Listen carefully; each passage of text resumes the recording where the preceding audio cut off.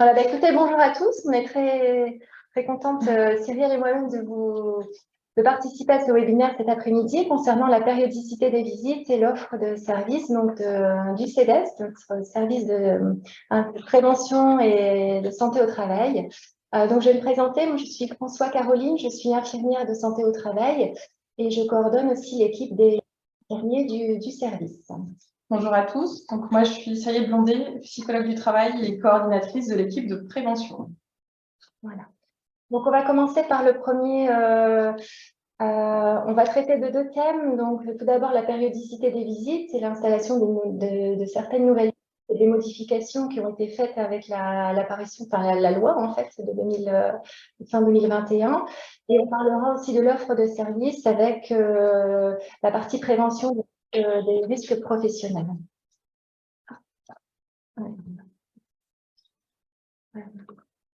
Voilà. Okay. Donc, adoptée le 2 août 2021, la nouvelle loi santé au travail pour renforcer la prévention en santé-travail est entrée en vigueur le 1er avril 2022. L'objectif de cette réforme santé est de renforcer la prévention en entreprise, de prévenir la désinsertion professionnelle et d'améliorer le suivi individuel et médical des salariés. Donc, les services de prévention et de santé au travail ont pour mission, bien sûr, de conseiller les employeurs, les travailleurs et leurs représentants afin d'éviter toute altération de la santé des travailleurs du fait, bien sûr, de leur travail. Donc, dans les services interentreprises, dont bien sûr le CEDEST, cette mission est assurée par une équipe pluridisciplinaire, donc composée de médecins du travail, de secrétaires, d'infirmiers en santé au travail, d'assistants santé-travail, de techniciens, d'ergonomes, psychologues, assistantes sociales. Donc, l'intervention d'aujourd'hui va nous permettre de faire un point sur le suivi de santé des salariés avec la mise en place, comme je vous disais, de nouvelles visites et certaines modifications qui ont été apportées et de vous expliquer des actions de prévention qui peuvent être menées par domaine de compétences.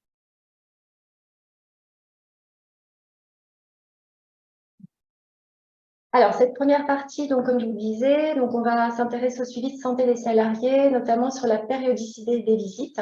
Alors ça, c'est un petit rappel parce qu'en effet, depuis le 27 décembre 2016, le suivi individuel des salariés est différencié selon deux catégories. Nous avons les salariés en suivi individuel simple, que l'on appelle les salariés en SIS, suivi individuel simple. Ces salariés ne sont pas exposés à des risques particuliers. Et nous avons les salariés déclarés en suivi individuel renforcé, qui sont, eux, par contre, exposés à des risques particuliers. En fait, il était important pour nous de commencer cette présentation en vous faisant un petit rappel parce que parfois, on se rend compte que lors des visites, il y a parfois encore des salariés qui sont mal déclarés.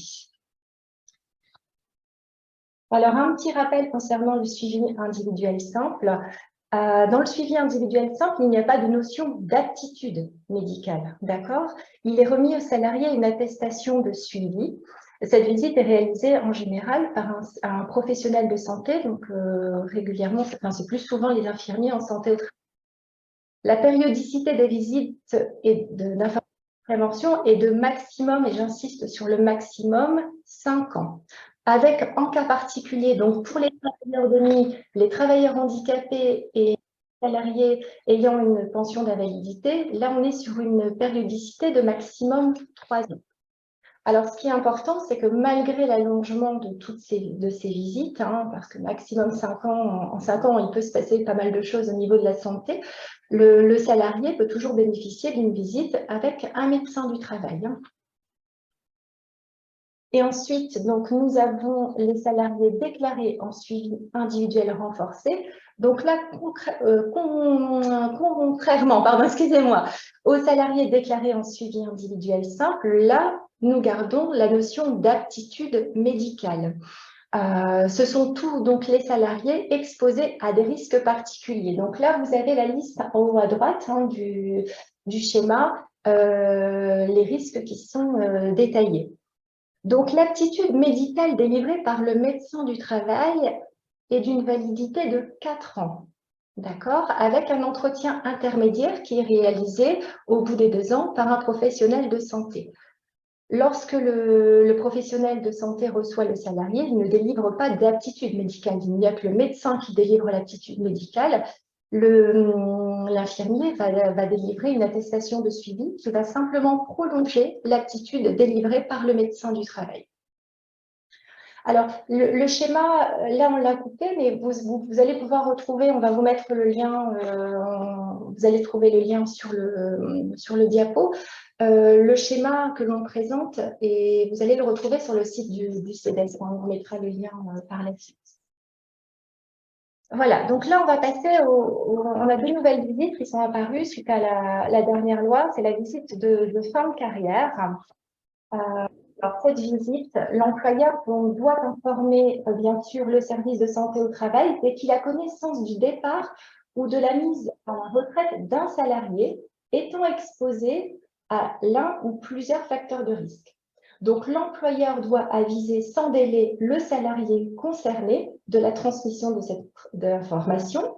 Si celui-ci n'était pas avisé, il peut, durant le mois précédant son départ à la retraite, demander à bénéficier de la visite directement auprès du service de santé au travail. Donc, pour bénéficier de la visite de fin de carrière, le salarié doit être exposé au cours de sa carrière à un ou plusieurs facteurs de risque professionnels. Alors, ce qui est important de savoir, c'est que cette visite médicale est organisée pour les catégories de travailleurs suivants.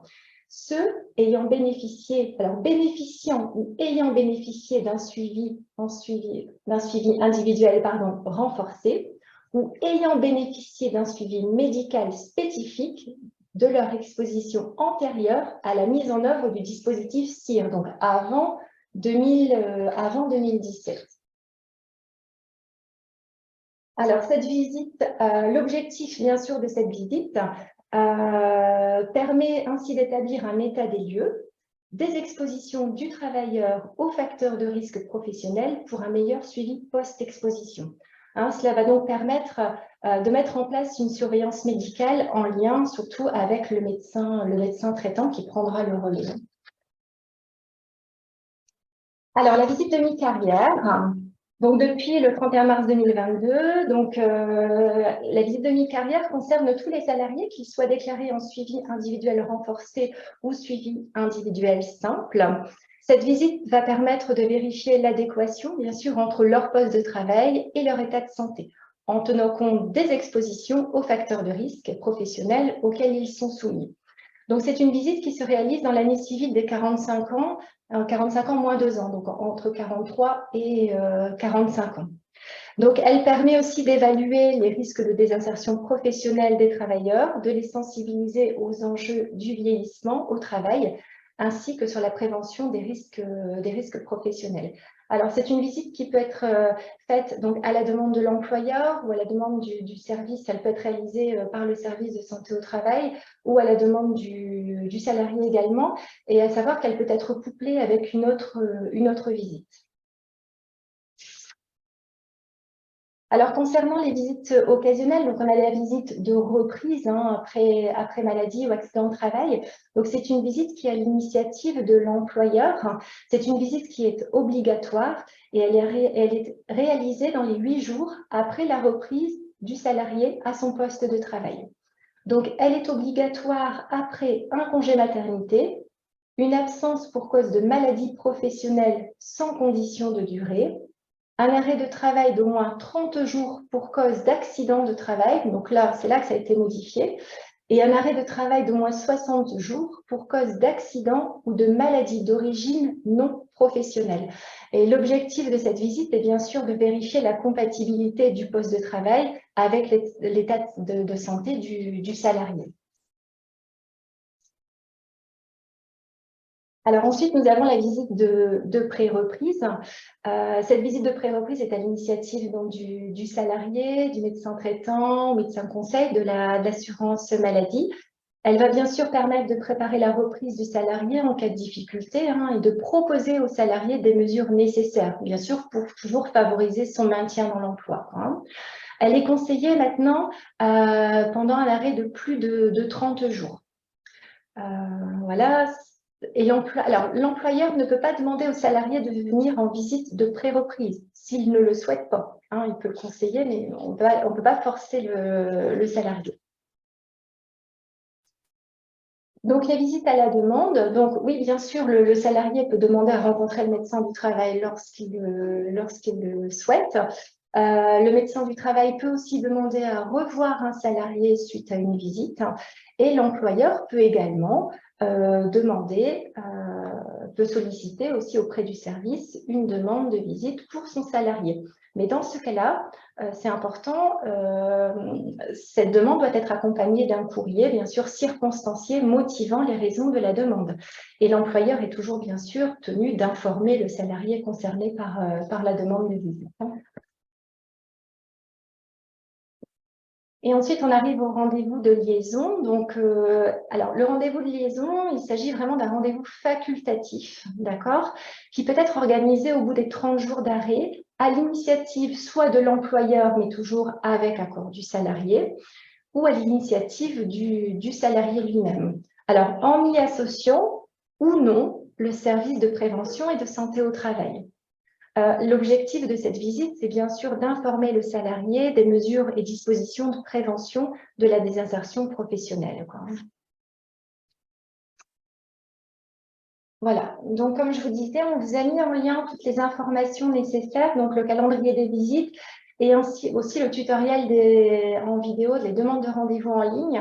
Alors tout ce qui est déclaration des salariés, c'est via le portail et maintenant, nouveauté depuis un mois maintenant, c'est les demandes de rendez-vous en ligne.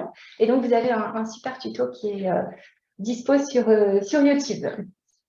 Bon, je vous propose de passer à la partie 2, donc l'offre de service de prévention des risques professionnels.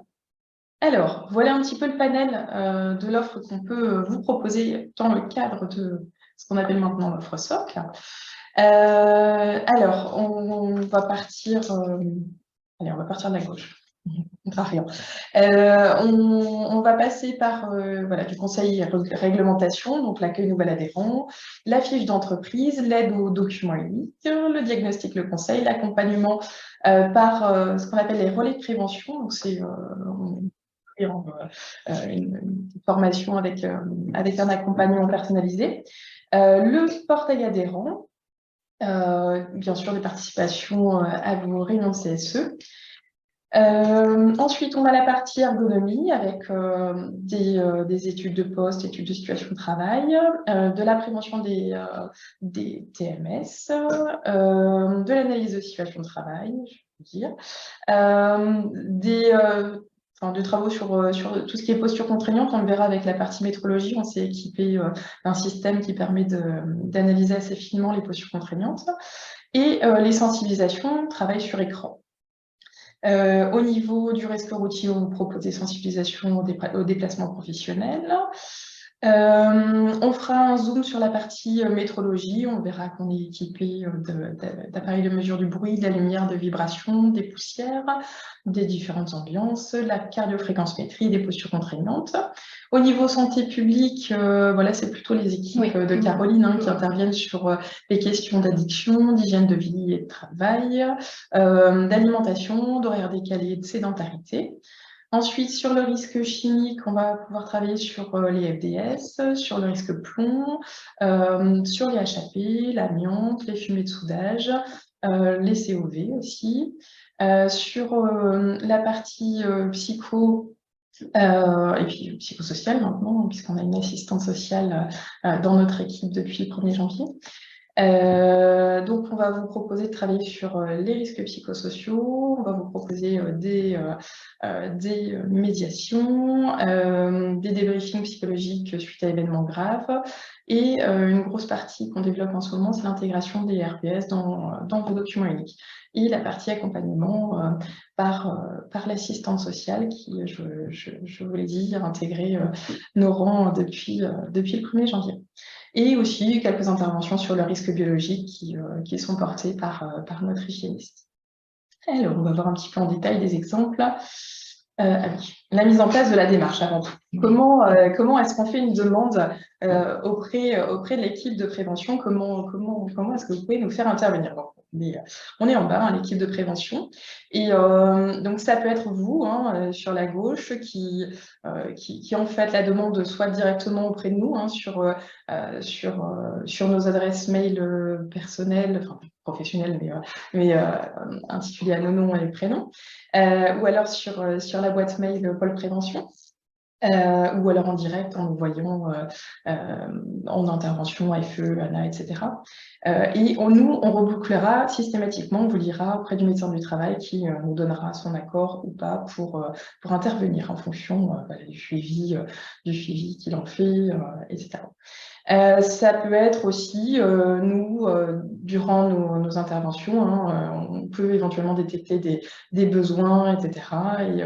Et on en réfère au médecin du travail qui va saisir. Là, ça peut être une AST qui va identifier, je prends pour mon exemple sur la partie psycho, voilà, qui va identifier potentiellement voilà, des besoins sur l'intégration des RPS au document unique ou des gens qui parlent de souffrance au travail. Là, c'est devant par le médecin du travail qui va éventuellement me saisir pour réaliser une intervention.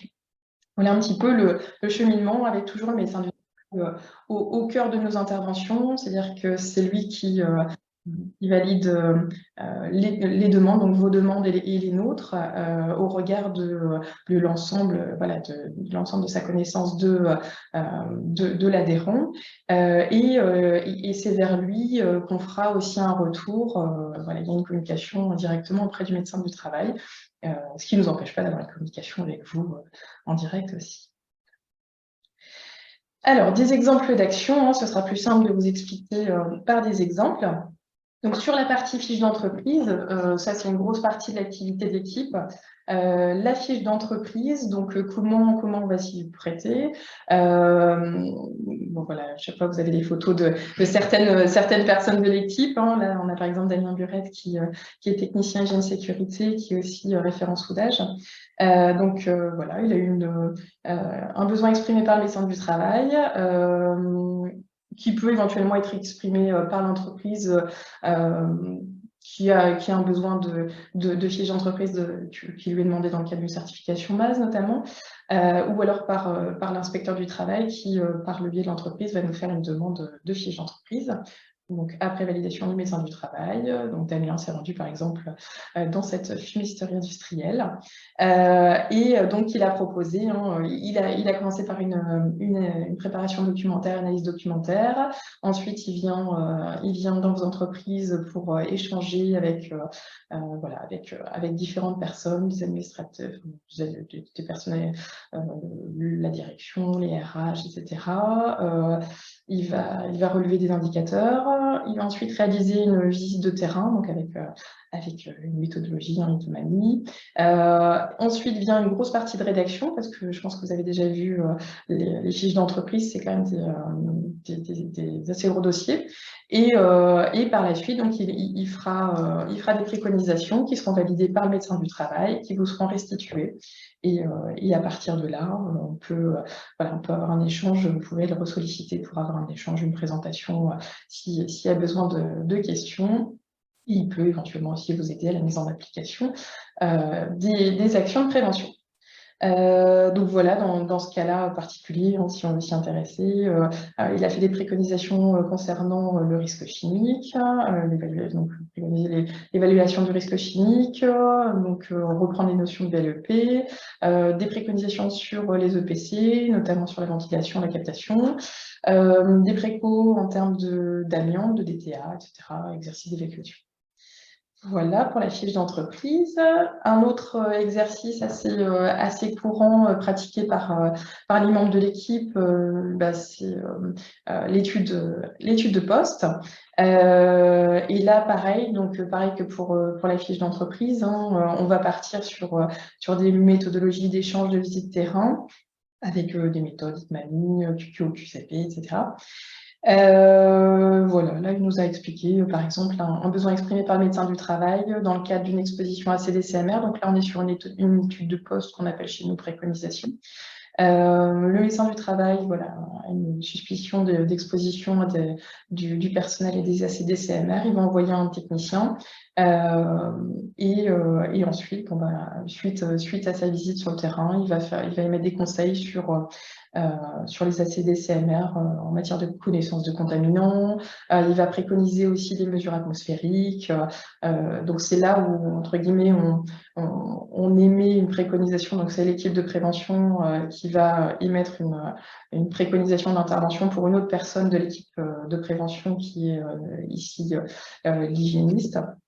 Donc voilà, en termes de port de pays, sur des précautions des ports de pays, des règles d'hygiène, le travail en hauteur. Alors, là, Damien propose aussi des sensibilisations au risque gaz et fumée de soudage.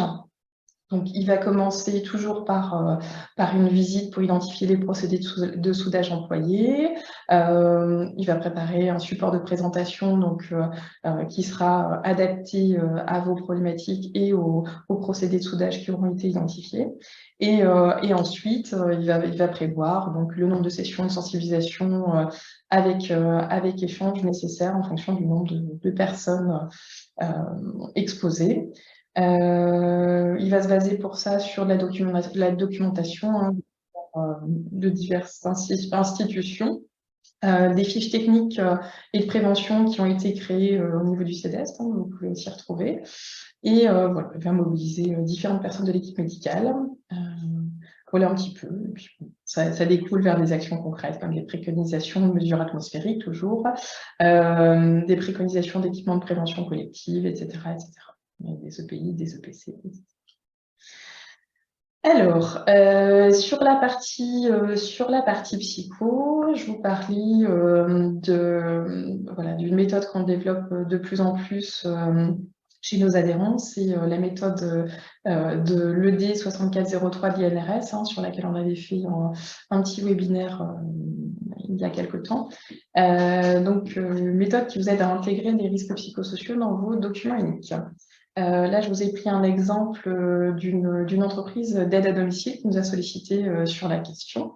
Puis au départ, il y a toujours une question de départ et après une analyse de la demande. Donc là, ça a été leur besoin de départ, c'était de mener des actions suite à des tensions dans l'entreprise. Et du coup, on a proposé l'intervention que je vais vous détailler pour répondre à ce besoin.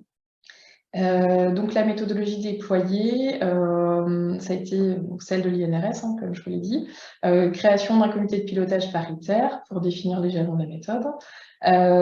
Préparer les phases d'évaluation avec 2 salariés nommés co-animateurs. Ce qui est important, c'est on se positionne en tant qu'accompagnant, on ne va pas faire à la place d'eux, on va vous accompagner à intégrer cette méthode dans vos routines annuelles, on va dire, d'évaluation des risques. Donc l'intérêt, c'est que cette méthode puisse vivre après notre départ de vos murs. Donc l'intérêt, c'est d'intégrer des gens dans cette méthodologie, des gens de chez vous dans cette méthodologie pour que vous soyez un tant soit peu après autonome dans la démarche. Donc ensuite, on a proposé une animation de 4 groupes de travail, donc en co-animation avec les fameux co-animateurs de l'entreprise, ce qu'on appelle les sessions d'analyse. On a ensuite présenté des travaux réalisés en GT au COPIL et on a établi un plan d'action. Et on a présenté ensuite le plan d'action négocié par le COPIL à l'ensemble des salariés. On a intégré l'évaluation au DUR et on propose un suivi du plan d'action. Et puis voilà, on propose à année N+1 une petite session de réévaluation, donc un groupe de travail un peu témoin pour évaluer l'efficacité du plan d'action et puis voir s'il y a eu une évolution des risques depuis là. Donc l'outil RPSDU de l'INRS, et puis voilà, des petites choses du plan d'action que je vous ai mis.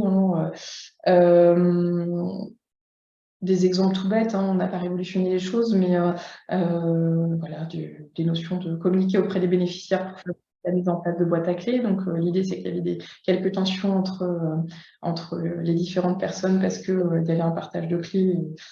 là, on a essayé de trouver une solution très pragmatique pour réduire cette problématique-là. Prévoir dans le planning une personne volante, donc il y avait quelques problématiques de tension qui étaient liées au planning, et du coup, voilà, en extrayant une personne pour remplacer un petit peu, un peu au pied levé, ça a permis de réguler quelques tensions. Voilà pour cette partie-là.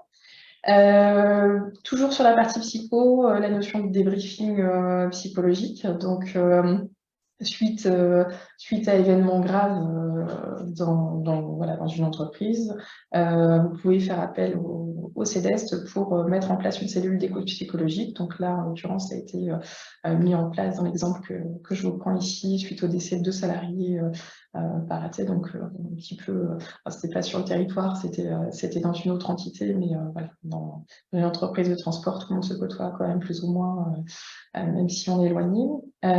Donc voilà, la méthode déployée, on programme la date du débriefing dans les 15 jours suivant l'événement, on choisit la salle, les modes de communication, voilà, surtout pas d'obligation à participer à l'exercice. On propose, mais on ne peut pas obliger les gens à y participer. J'ai animé une séance collective, et puis ensuite on peut faire suivre cette séance collective par des entretiens individuels dans la foulée, ou alors un peu éloignés si besoin. Et l'idée, c'est de transmettre voilà, les coordonnées pour d'éventuels absents, et aussi les coordonnées pour réorienter les personnes vers notamment les centres psychotrauma si on identifie le besoin. L'outil qui est mis en œuvre, c'est la méthode de débriefing de Mitchell.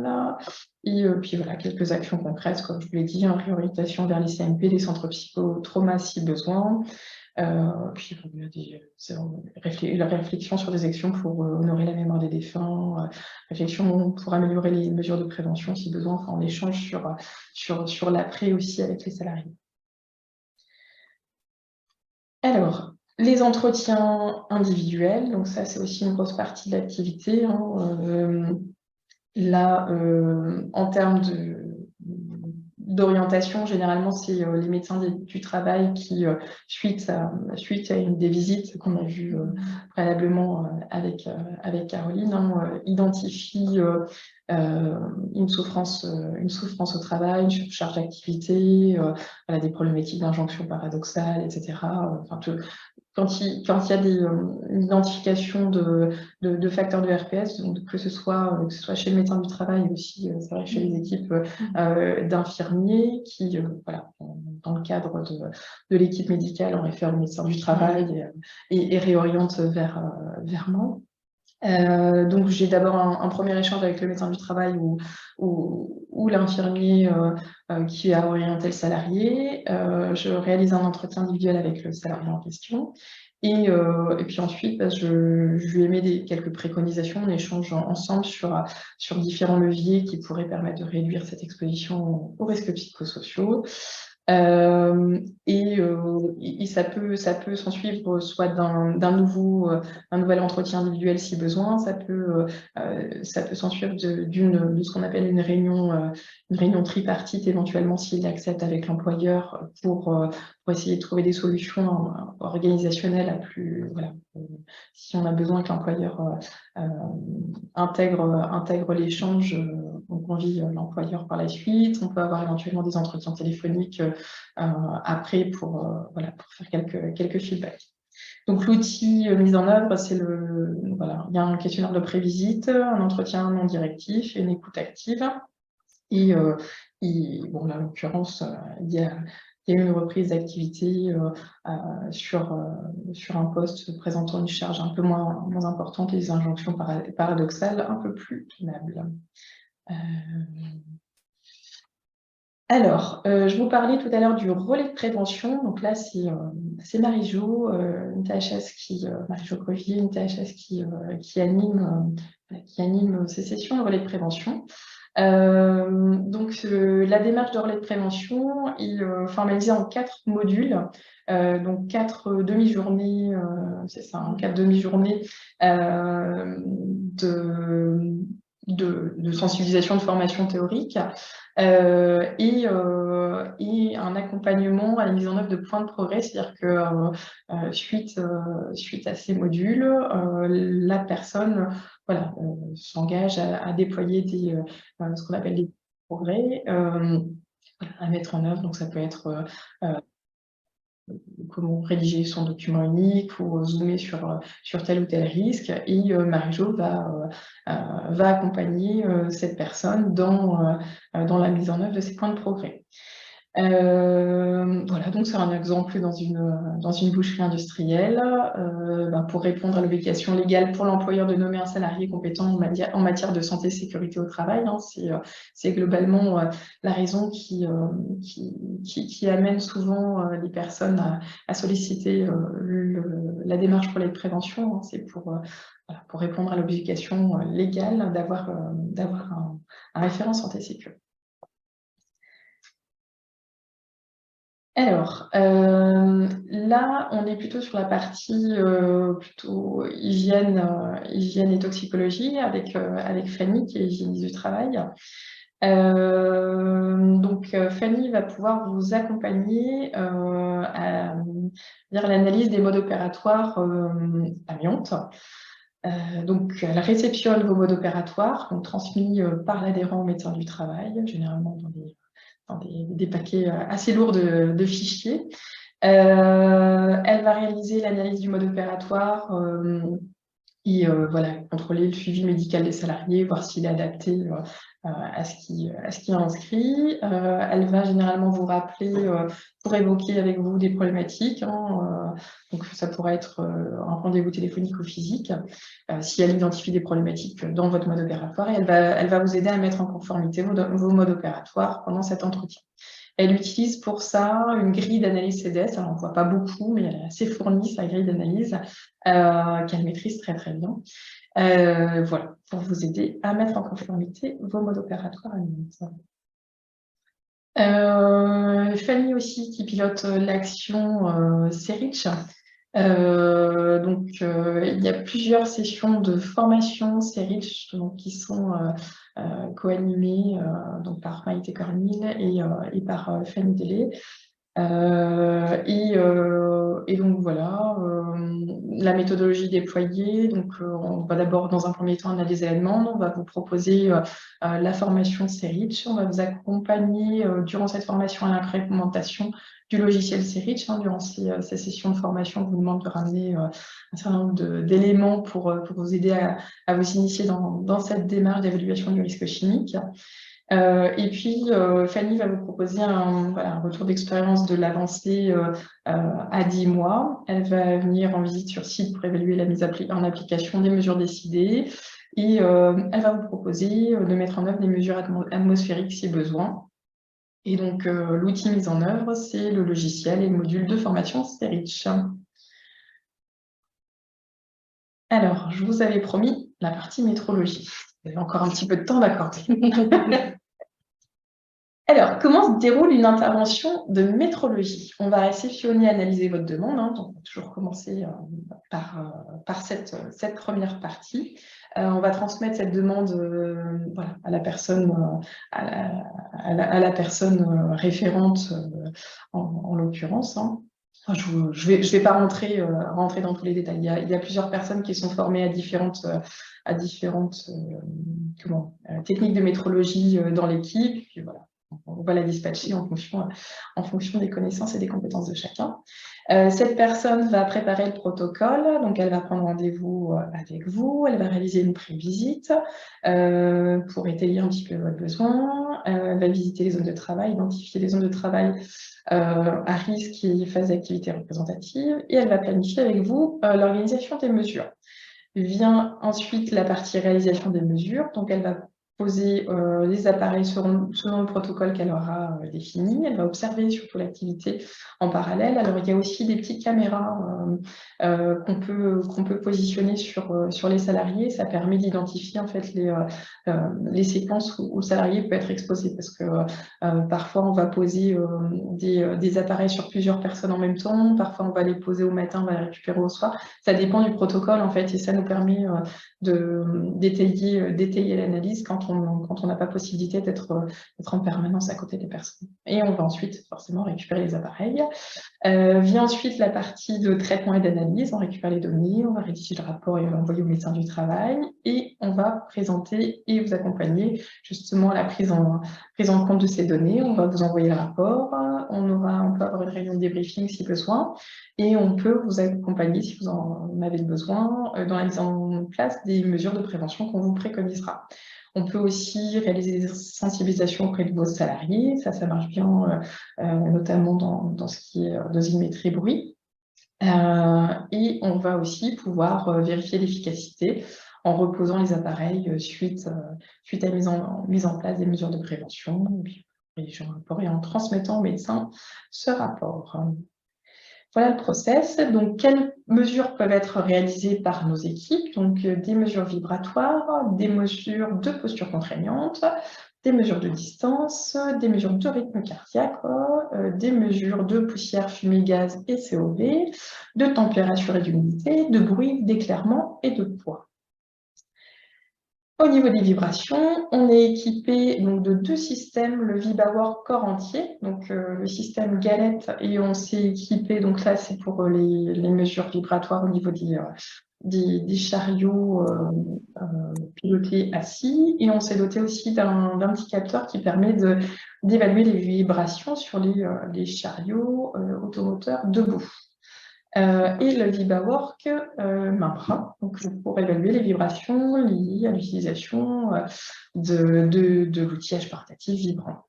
Voilà un petit visuel du coup de ce qui peut sortir suite à analyse. Et pourquoi? Pour compléter votre évaluation des risques en entreprise, dans votre document unique, pour vous conseiller sur du choix de matériel, donc sur de l'outillage à main. Vous pouvez demander des analyses vibratoires si vous hésitez entre 2 typologies de matériel, des engins de manutention, si vous jugez, savoir si c'est nécessaire de changer, de customiser vos engins de manutention, ou en matière d'organisation du travail. Donc, est-ce qu'il faut prévoir plusieurs rotations de personnel, une durée maximale d'utilisation d'un outil par jour, pour consolider un avis médical, et aussi, ça peut être pour sensibiliser les salariés au risque.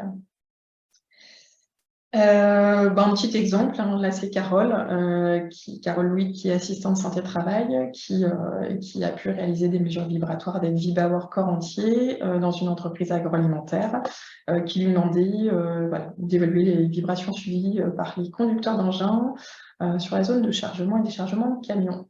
Donc il y a eu des préconisations de chariot, des préconisations de revêtement, des préconisations de rotation. Donc voilà. Évaluation, analyse du rythme cardiaque, avec quoi? Donc avec le captif essentiel cardiofréquence-métrie, donc voilà le visuel qui peut en sortir. Et pourquoi? Pour objectiver les ressentis des salariés qui sont soumis à des efforts importants, évaluer l'adéquation du poste avec l'état physique du salarié, évaluer les effets de la chaleur, des manutentions, de la cadence sur le corps pour préconiser à l'entreprise des mesures de prévention. Alors, si mes souvenirs sont bons, on ne se sert pas du captif CFM en cas de pathologie cardiaque. Voilà, c'est juste la petite subtilité. On est vraiment sur des notions de prévention primaire. On n'est pas dans l'évaluation, c'est pas un diagnostic médical. Les postures contraignantes, on a aussi l'acquisition du système Captive Motion. Donc, pour l'instant, on a 5 capteurs qui nous permettent d'évaluer les postures contraignantes. Donc, généralement, on les positionne au niveau du haut du corps, mais s'il y a une problématique au niveau du bas du corps, on peut les positionner en bas.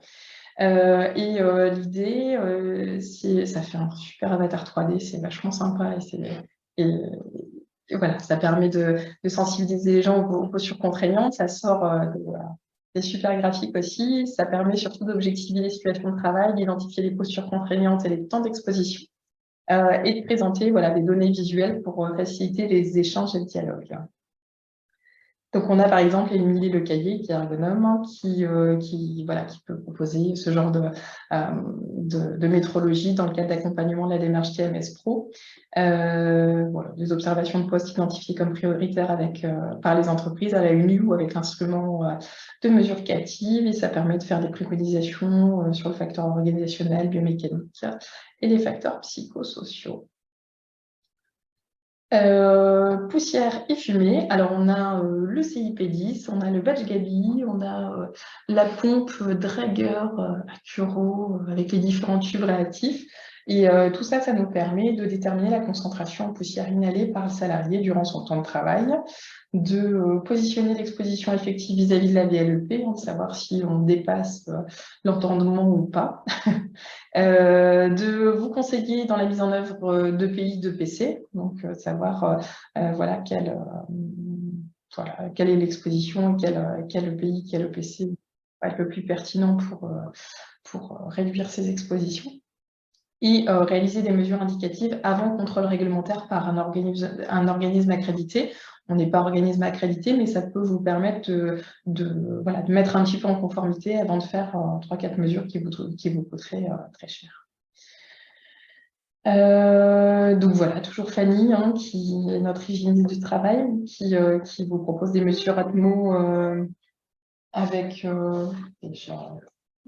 c'est bon.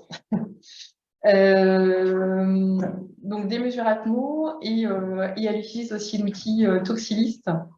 Donc elle va commencer par une analyse des FDS transmise par vous-même, visiter le site, observation de l'opération en cours, réaliser des mesures de poussière, restituer les résultats et préconisations en CET. Voilà, pour vous faire des recommandations en matière de mesures de protection individuelle et collective et d'ajuster vos préconisations aux mesures. Le bruit. Alors, on s'est équipé de nouveaux dosimètres Casella. Donc, on a quatre dosimètres ATEX avec trois petits enregistreurs de son. Donc, ça nous permet d'identifier aussi les sources de bruit. C'est-à-dire que si on a à les positionner durant tout un poste sur plusieurs salariés, qu'on ne peut pas être à côté de chacun, on peut identifier avec ces enregistreurs de son les sources de bruit de manière un peu plus fine qu'on aurait pu le faire avant. Et on a aussi un sonomètre Casella pour prendre des mesures de son ponctuelles. Ça vous aide à compléter votre évaluation des risques dans le cadre du document unique, de consolider un avis médical concernant l'exposition effective d'un salarié, d'éclairer l'équipe médicale sur l'identification des postes à risque, de vous conseiller dans vos choix de pays de PC, de vous sensibiliser vos salariés au risque pour une meilleure acceptation du port des EPI. Voilà, on a Claudie Louis, hein, qui est technicienne hygiène sécurité, qui a proposé à une entreprise d'isolation industrielle une évaluation de l'exposition de leurs salariés au risque bruit dans le cadre du MAS. Donc, elle a commencé par réaliser, comme je vous l'ai dit, hein, on commence toujours par une visite. Elle a réalisé 3 dosimétries associées à une observation d'activité. Elle a réalisé une restitution à l'adhérent et aux salariés par le biais d'une sensibilisation. Et elle a fait ça avec les sonomètres Casella, le sonomètre Casella et des dosimètres Casella. Et puis voilà, elle a identifié quand même un dépassement de la valeur supérieure d'une valeur supérieure à la limite réglementaire de 85 décibels sur un secteur. L'analyse d'activité a permis d'identifier les phases les plus bruyantes, choc métallique lors du rangement des échafaudages, pour sensibiliser les salariés et préconiser des mesures de protection collective et individuelle. Voilà, puis alors là, les petits outils complémentaires, l'éclairement, mesure d'éclairement, des distances de température, humidité et poids.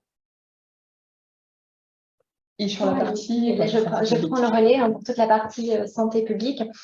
Donc, l'équipe des infirmières réalise également des actions de sensibilisation, hein, toujours avec accord du médecin du travail, comme le disait Cyrielle, sur des thématiques de santé publique et des thématiques santé au travail également. Le format peut être bien sûr différent, on s'adapte à la demande de l'entreprise. Cela peut être soit des ateliers ludiques ou sous format de stand. Souvent, on intervient lors des Safety Day. Voilà, c'est plus facile en Safety Day, on est plus indifférent, donc du coup, des stands, c'est plus facile pour les salariés de se déplacer de stand en stand. Ou alors, on intervient en salle en fonction des thématiques demandées. Voilà. Après, on s'adapte vraiment à la demande de l'entreprise. Donc là, on a mis quelques notions. Enfin, voilà, on peut traiter des addictions, de l'hygiène de vie et travail, de l'alimentation, des horaires décalés aussi pour les travailleurs de nuit ou les travailleurs postés, la sédentarité. Mais voilà, on bâtit notre module par rapport à la demande, quoi, hein, de l'entreprise, quoi. Voilà. Et je pense que voilà, nous avons fait le tour de tout ce que le CEDEF peut proposer, entre autres, hein, en plus des visites. Merci à vous. Merci à vous. Bon après-midi. Bon après-midi.